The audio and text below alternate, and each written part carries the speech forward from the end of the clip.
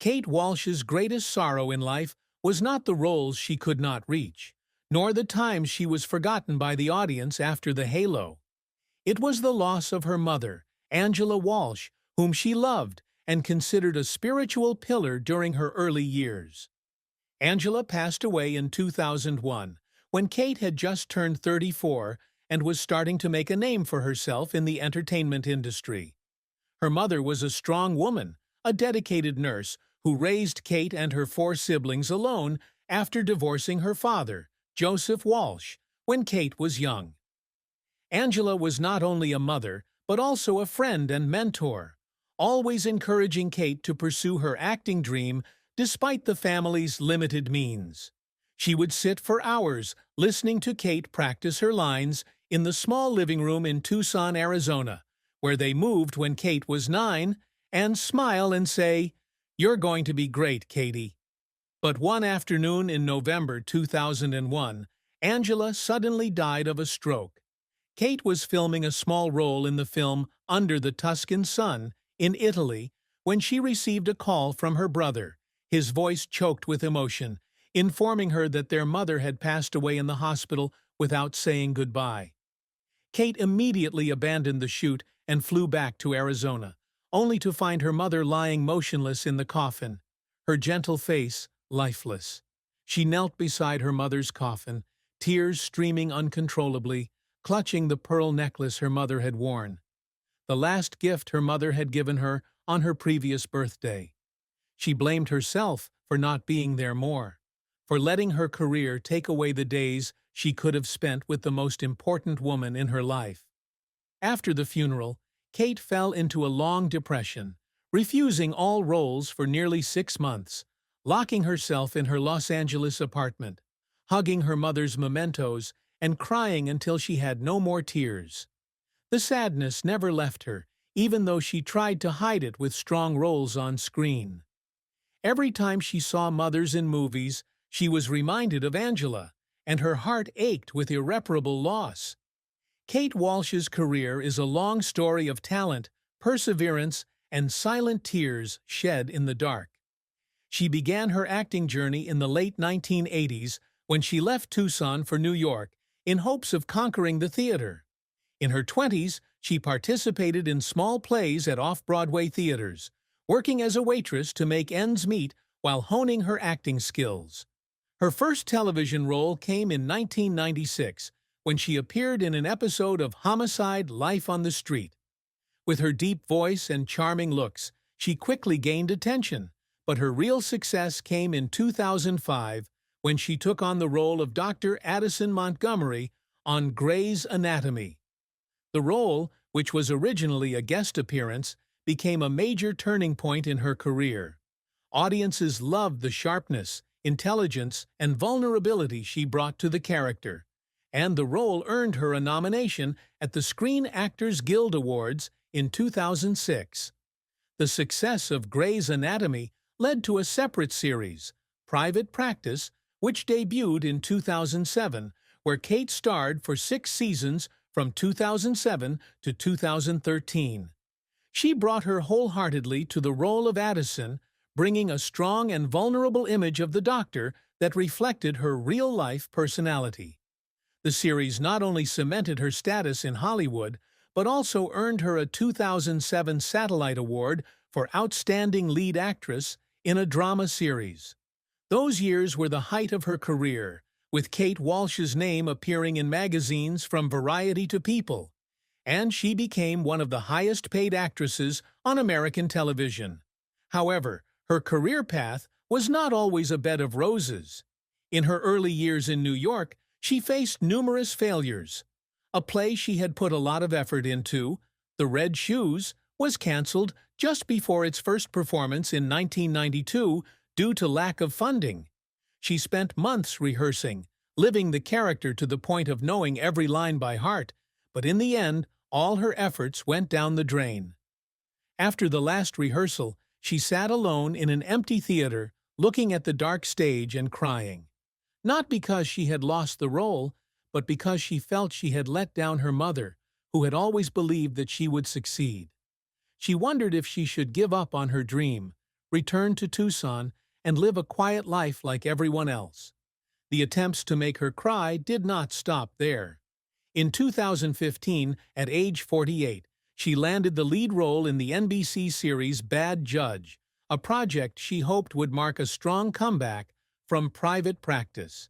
She spent weeks researching the character, a humorous but conflicted female judge, and wrote the script herself to ensure quality. But the series only lasted 13 episodes before it was canceled due to low ratings.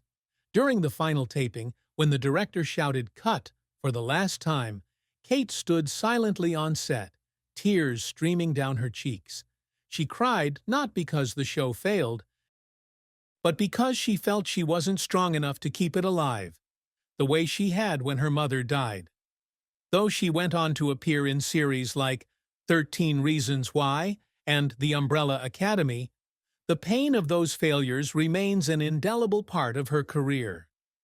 Kate Walsh has always strived to achieve greater things in her life, not only to affirm her talent, but also to make her mother proud from afar. For her, acting is not just a profession, but a way for her to connect with audiences, to tell stories about strong women and the trauma they carry inside. One of her biggest goals is to create roles that go beyond the usual Hollywood stereotype, bringing depth and authenticity.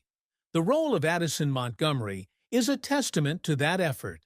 She not only plays a talented doctor, but also portrays the character's personal pain, from the breakup of her marriage to her desire to become a mother, with all her true emotions.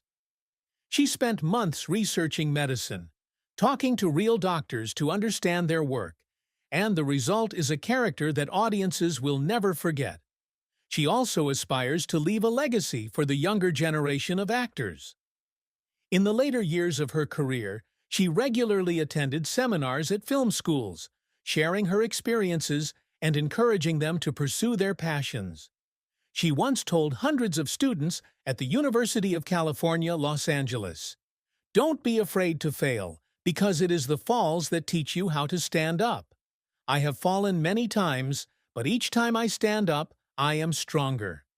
Those words are not only a lesson for others, but also a reminder to herself. Her role in Fargo Season 4 in 2020, although not a leading role, was another step in that journey, when she brought a supporting character with charisma and depth, praised by critics. For Kate, the achievement is not only in the award, but in the fact that she has inspired others to dream big like she did. But Hyun-sik's death caused a rift in their relationship.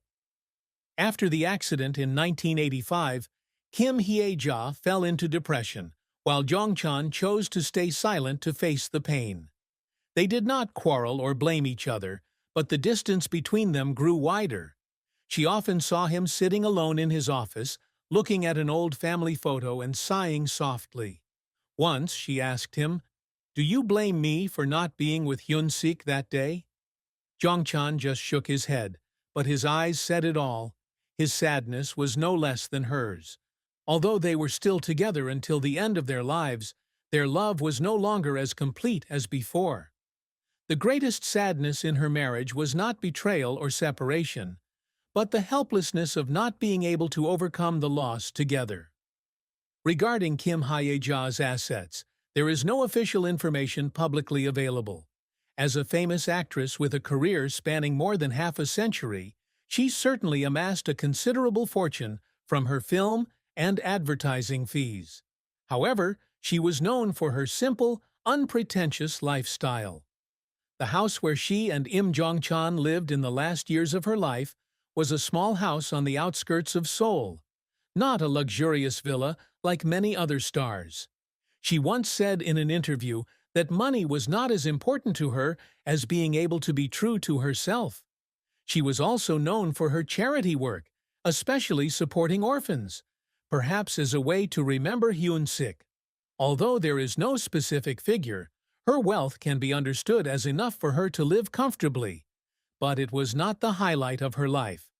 Kim Hye-ja's husband, Im Jong-chan, rarely spoke publicly about his wife's sadness, but on a rare occasion, he shared his thoughts with a close friend after Hyun-sik's death. Those words were later recounted in a small newspaper article. "Hye-ja is a strong person, much stronger than me, but I know her greatest sadness is not just losing Hyun-sik, but the feeling that she did not do enough for her son. She always blames herself, even though I have told her hundreds of times that it is not her fault. I wish I could take some of that pain away from her, but I am not strong enough." Jongchan's words show his deep understanding of his wife, and at the same time reveal his own helplessness as he has witnessed her living with that pain for decades. Kim Hye-ja's life, at the age of 83, is a colorful picture, but also overshadowed by dark colors. She is an icon of Korean cinema, an on-screen mother loved by millions of viewers, but also a woman who carries within her a wordless sadness about loss and incompleteness. Her career is a testament to her talent and perseverance, but also a reminder that success cannot erase personal wounds. Her love and marriage to Im Jong-chan were a long journey where happiness once existed but was tested by fate. Her greatest sorrow, Hyun-sik's death, remains an inseparable part of her, shaping her into a Kim Hye-ja who is both strong and fragile. As she sits in the small garden, looking at the flowers, Jongchan